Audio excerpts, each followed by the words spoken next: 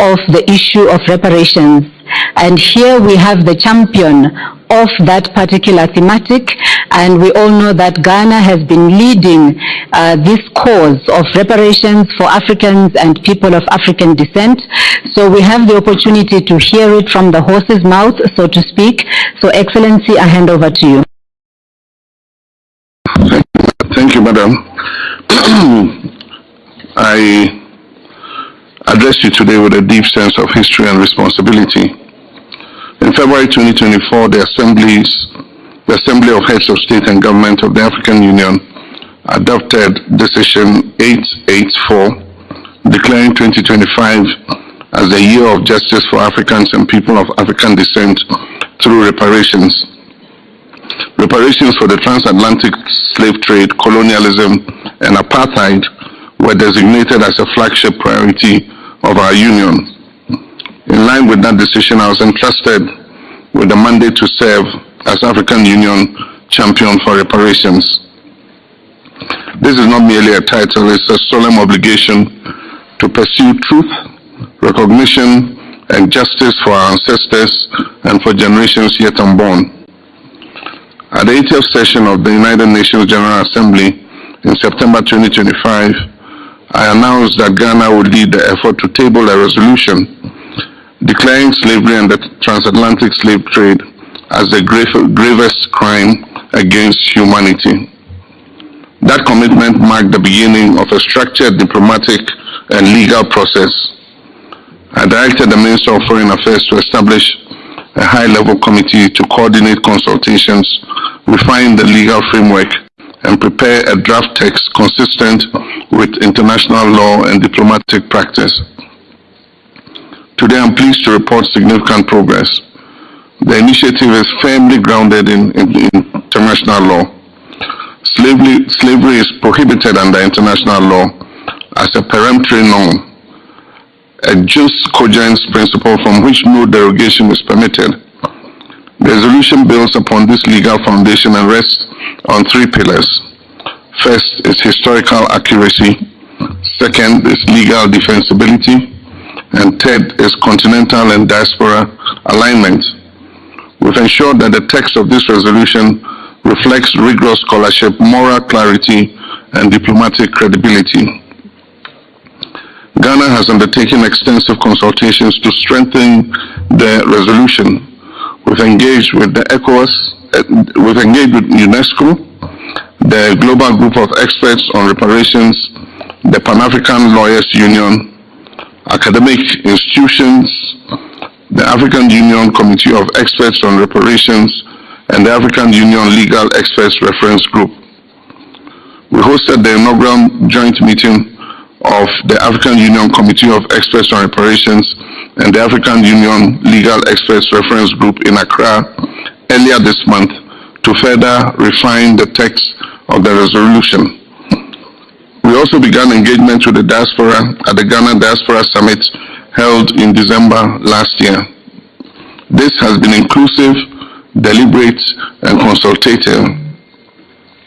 Following expert consultations, the title has been refined to read Declaration, and I quote, Declaration of the Trafficking in Enslaved Africans and Racialized Chattel Enslavement of Africans as the Gravest Crime against Humanity. This language is precise. It recognizes the systematic trafficking of millions of Africans, the racialized and institutionalized nature of chattel enslavement, the unprecedented scale and enduring consequences of these crimes. Precision in language strengthens precision in justice. At the recent African Union Summit, the Executive Council recommended the endorsement of this resolution. I'm pleased to inform you that the Assembly of Heads of State and Government adopted that decision by consensus at this 39th ordinary session. This gives Ghana a clear and unified continental mandate. Our next major engagement will be at the 50th regular meeting of CARICOM later this month. The Caribbean and Africa share a deeply intertwined history, and their support will be pivotal to the tabling of this resolution. Beginning 20th February 2026, Ghana will conduct intensive diplomatic engagements in New York with CARICOM, the Non-Aligned Movement, the Group of 77 in China, the European Union, and other regional groupings. Informal consultations on the draft text are expected to take place between 23rd February and 12th March 2026. Our objective is simple: to build a broad consensus behind this resolution. The initiative is not directed at any nation. It is directed towards truth, recognition, and reconciliation. On 24th March, Ghana will host a high-level side event at the United Nations, followed by a wreath-laying ceremony at the African Burial Ground National Museum in New York. And on 25th March 2026, the International Day of Remembrance of the Victims of Slavery and the Transatlantic Slave Trade, Ghana, together with co-sponsors and with the endorsement of the African Union, will formally table the resolution before the General Assembly. Let me emphasize, the General Assembly. I think there was a mistake when the chairman said the Security Council. It's the General Assembly. The date is intentional because it connects memory with action. We call upon all member states to support and co-sponsor this resolution. The adoption of this resolution will not erase history, but it will acknowledge it. The trafficking in enslaved Africans and racialized chattel enslavement were foundational crimes that have shaped the modern world, and their consequences continue to manifest in structural inequality, racial discrimination, and economic disparity.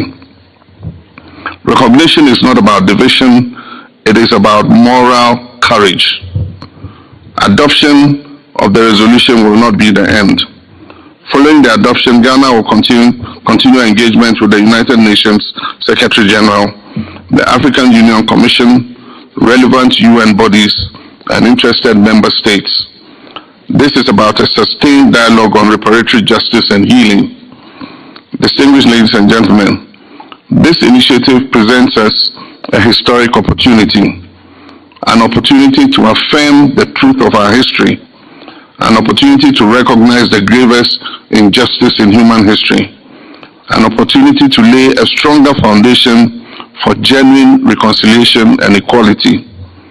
While the past cannot be undone, it can be acknowledged, and acknowledgement is the first step towards justice. I thank you. Thank you so much, Excellency. Colleagues, we'll take a few questions that you might have for His Excellency on the issue of reparations for Africans and for people of African descent. Do we have any questions? I see one hand over there. Please just tell us your name, the media organization that you work for, and then ask your question. Good afternoon, Your Excellency. My name is Julius Yaopetechi, and I report for the Ghanaian Times from Ghana. Sir, throughout your presentation, the word reparation keeps coming up. Apart from the recognition that slave trade is a crime against humanity, do we have a quantum we have put on the reparations that we are seeking? Thank you. In terms of compensation, do we have any quantum that we are looking at? Thank you. All right, thank you. I just want to do one sweep just to check if anyone else has a question. So 1, 2, and then we'll conclude. Please go ahead. The microphone is behind you. No, right here, behind you. Hello, sir. Okay, just give it to him. Thank you, Mr. President, for the briefing, and I want to really appreciate your efforts to make the reparation case a strong African case, African agenda at the UN.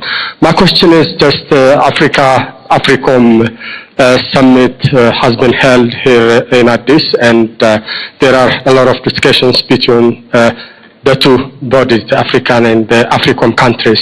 How do you evaluate the progress made following the meetings held between African and AFRICOM leaders?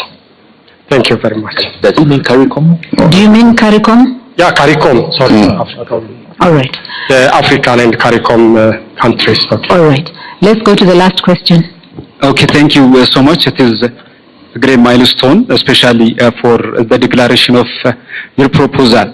My question is, what practical outcomes should Africa expect if the resolution is adopted at the UN General Assembly, as the Foreign Minister made a remark in recent days? Beyond that, at the recent Accra Reset Addis, Mr. President, you said that Africa has reached at the turning point that we cannot afford to ignore. Why you said that, and what might be done, especially to navigate the situations? Thank you so much. Excellency, you have the floor.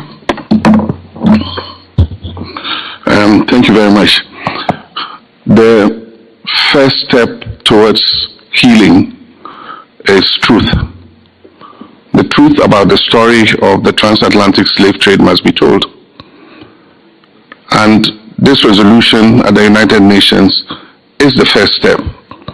And we expect that with the consultations we've done and the endorsement of the AU, that finally the truth about the transatlantic slave trade being the gravest injustice and crime against humanity would be acknowledged.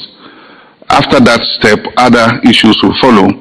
Indeed, the issue of reparations and restitutive justice goes beyond, and that is in answer to the first question, just monetary compensation. It's about setting the historical record straight. It's about returning stolen artifacts from Africa. It's about the pillaging that took place in the period of the slave trade. Issues about quantum are still being researched, and I don't think that a lump sum of money is going to be taken and distributed to countries. We'll get to that point and we'll discuss that when the time comes. But for now, our aim is to put the resolution on the floor, let the world acknowledge that this happened, and that there's been, in recent memory or in world history, no more grave injustice against humanity than the slave trade. 12 million people were transported, forcibly taken and transported across the Atlantic. The number of people who died in the mid-sea, the Middle Passage, is estimated at about 2 million people, either people who jumped off ships and they prefer to die than to go and live in slavery, or people who were too ill or were sick and were tossed overboard to be eaten by sharks and all that. And so that historical record must be set straight. And like I said, it's a whole movement, it's a whole story. And once we table this, we will move to the next stage of it. And so it's not about quantum for now, but there are people who have done research on what the value of the human displacement was. There are people who have done that research, but our resolution has nothing to do with quantum for now.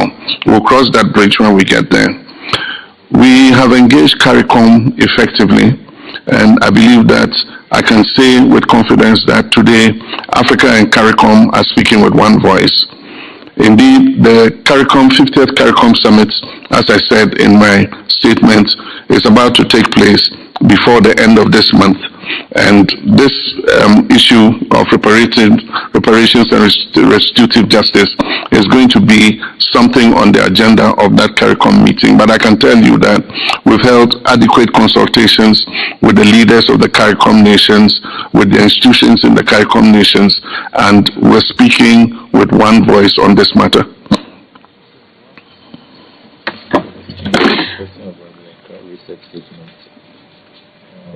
It wasn't clear, but very recently in your video that went viral. Last question. Do you want me to question about research. Okay, can our colleague, can you come again with your last question? Research question. Yeah, that's yes, a please. question. Yeah. Yes.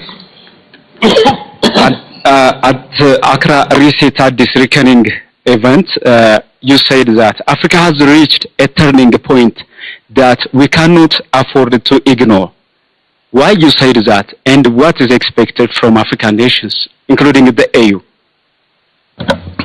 Thank you very much. I think you're referring to the issue of the Health Sovereignty Conference we held in Accra, which gave birth to the whole movement of Accra Reset. It is widely acknowledged that the world is at an inflection point. The multilateral system that was agreed post Second World War that led to the emergence of the United Nations is currently threatened. I wouldn't say it's broken down completely, but nations are acting unilaterally. Nations are acting in their own national interests. Humanitarian assistance is dwindling. Overseas development assistance to not only Africa but to the global south is dwindling because nations believe that they must invest those resources to the benefit of their own people. Africa cannot sit just as a quiet victim with cup in hand begging these nations to change their minds. Africa has to take its destiny into its own hands. And that was the reason for the Accra Reset. It focused on health sovereignty because health is at the core of everything we do. And so if you remember in COVID-19, Africa was the last to be thought about when a vaccine was found. And Africa was the last to begin to receive vaccines. That shows you our place if we don't take our destiny into our own hands. And so it was first about how we could structure things so that Africa could begin to speak with one voice, prioritize and act collectively in the interest of our people in terms of healthcare. But the Accra Reset goes beyond just healthcare. It goes into other areas, talks about the global economic order, the breaking down of the global economic order, what new system will replace it, and what will Africa's role be in that new system. It talks about value addition to areas in which we have a comparative advantage, our mineral ores, our critical minerals, rare earths and all that, bringing value addition home so that we can create opportunities for our young people to be able to stay at home and work and not risk their lives crossing the Sahara Desert and the Mediterranean Sea to go look for opportunities in Europe. That is the conversation we're having, and I'm very happy to announce to you that it's beginning to develop a lot of traction. Many other African countries are coming on board, not only African countries, but even the global south. Indonesia, Singapore, and all of them have bought into the idea of the Accra Reset. We want the global south to be positioned at the table when a new global order is being rolled out. Thank you very much. I want to thank Your Excellency, the President. Our briefing has come to an end. Excellency, do you have a minute to take an extra question? Okay. Gender sensitive, so because it's a woman, I have to allow it. I'm Angela Harding. I'm a lawyer from Sierra Leone.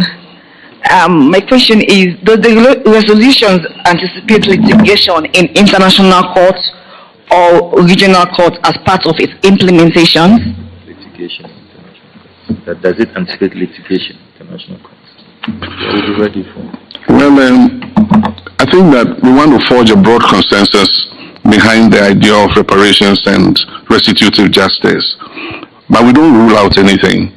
But I don't think that that is the way to go at this stage. For now, I believe that we can forge a broad consensus. Even the countries that were involved in slavery acknowledge that it was a crime against humanity. A lot of them acknowledge the misery it caused to Africa. A lot of them acknowledge, the pain it caused to victims of slavery.